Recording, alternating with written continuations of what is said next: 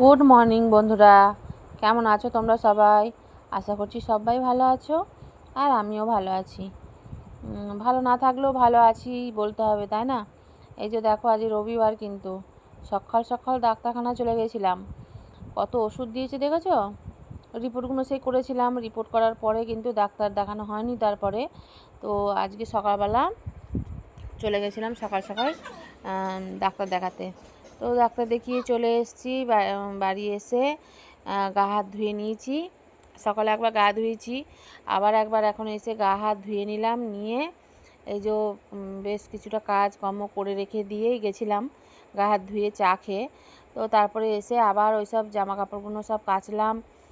কিছুটা কাজ সারা হলো, ছাতু মুড়ি খাওয়া হলো সকালে।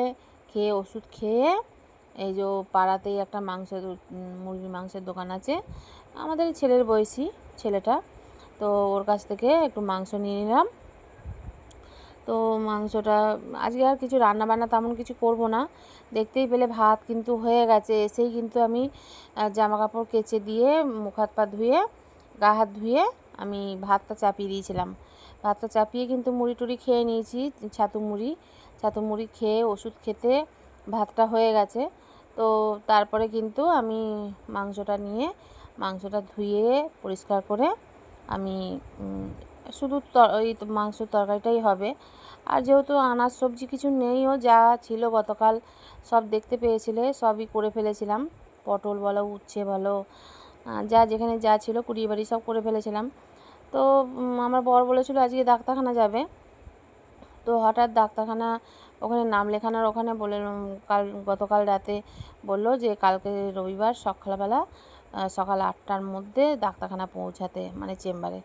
তো আমি আর তাড়াহুড়ো করে ঘুম থেকে উঠেছি 6টার সময়।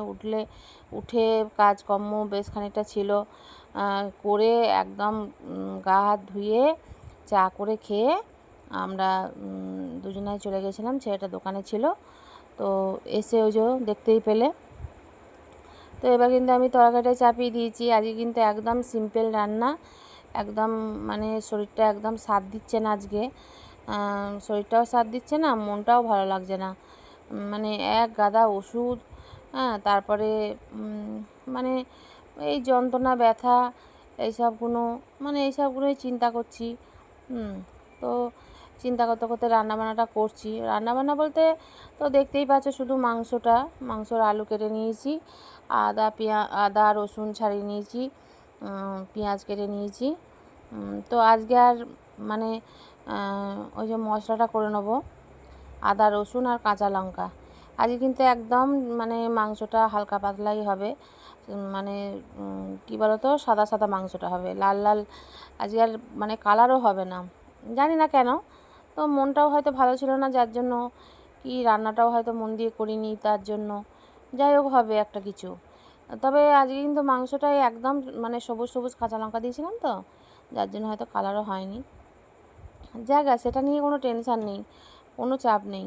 কেন, হালকা পাতলা যত হবে ততই ভালো হবে শরীরের পক্ষে। আর যা গরম, তো তাহলেও কিন্তু দুদিন ধরে গত পরশু আজকেও যেন একটু তাহলেও হাওয়া দিয়েছে। গরম থাকলেও, প্রচণ্ড পরিমাণে গরম থাকলেও তাও যেন একটু হাওয়া হাওয়া, মানে ঠান্ডা ঠান্ডা ছিল, তাই না? তো যাই হোক, রান্নাবান্নাটা করে নিই। আমাকে কিন্তু নাবিয়ে দিয়ে ডাক্তার দেখিয়ে ছাতু মুড়ি খেয়ে আমার বরও কিন্তু চলে গেছে ডাক্তারখানা। এই যে আমি যখন রান্নাটা করছি তখন কিন্তু ছেলে কিন্তু দোকানে রয়েছে, আর বর কিন্তু চলে গেছে ডাক্তারখানা। ওরও শরীরটা ভালো না, ও ডাক্তার দেখাতে চলে গেছে। মানে ও আর কি অন্য ডাক্তার দেখাতে গেছে। আমাকে ওখান থেকে দেখিয়ে রেখে দিয়ে ও মুড়ি টুড়ি খেয়ে চলে গেছে। তো আমি একাই রয়েছি। ওই যে টমেটোটাও দেখছো আমি কিন্তু কেটে নিইনি, মানে মনেই নেই কো।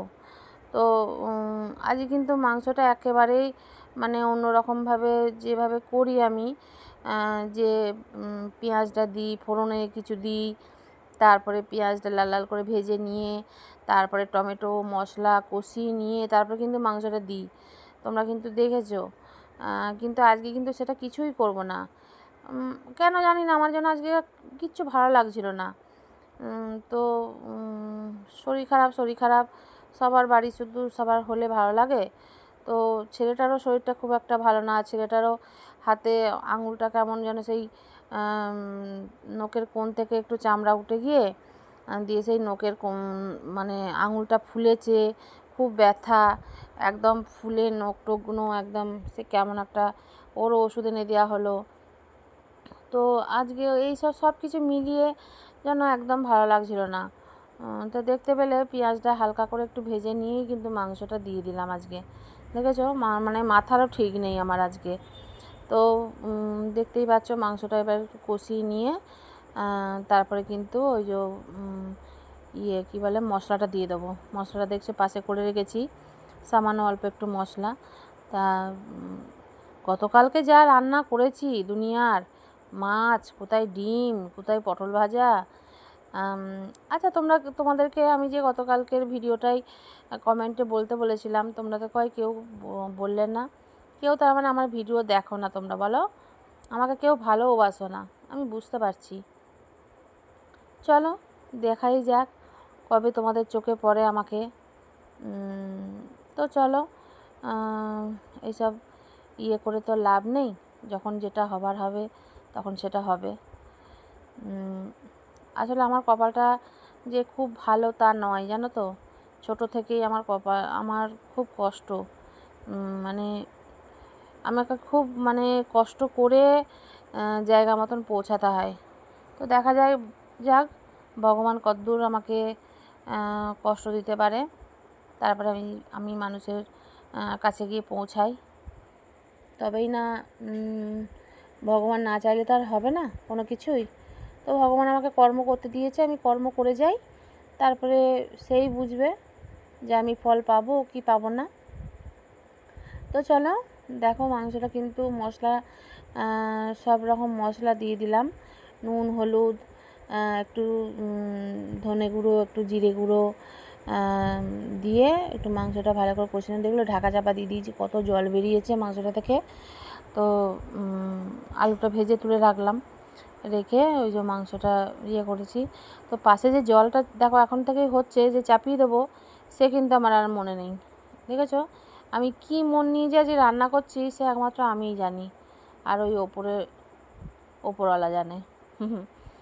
তো যাই হোক চলো দেখো, আমি শুধু কিন্তু আজকে এই মাংস ভাত, আর লাস্টে আমার বর ডাক্তারখানা গিয়েছিল বললাম, তো ডাক্তার দেখিয়ে আসার সময় আমাদের এখান থেকে সিদ্ধেশ্বরী মোড় বলে একটা জায়গা আছে, ওইখান থেকে 2টো কাঁচা আম এনেছিল জানো।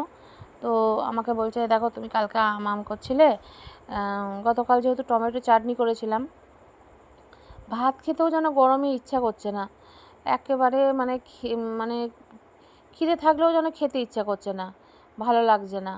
তো একটু টক বলছিলাম, তো ছিল না, টমেটোর চাটনি করেছিলাম, ওটা তো মিষ্টি চাটনি, ওটা কি আর ভালো লাগে, একটু আমের টক হলে ভালো লাগে। তো বাজারে তো পাঠাতে ভয় করে আমার বরকে, বাজারে গেলেই হাবি জাবি তুলে নিয়ে আসবে, তো যার জন্য বাজারে যাওয়ার জন্য আর কিছু বলিনি। যাগা, আর আজকে তো রবিবার, সারাদিন ডাক্তার করেই কেটে গেল দুজনারই, মানে দুজনার বলবো না, 3জনারই।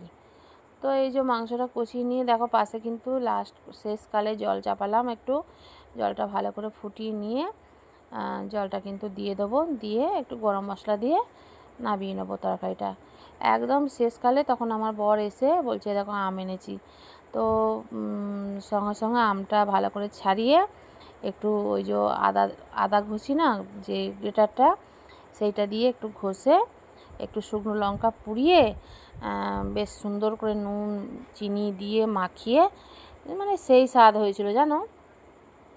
তো ওই মাংস আর ওই আম মাখাটা দিয়েই ভাত খেয়েছি আজকে 2টো।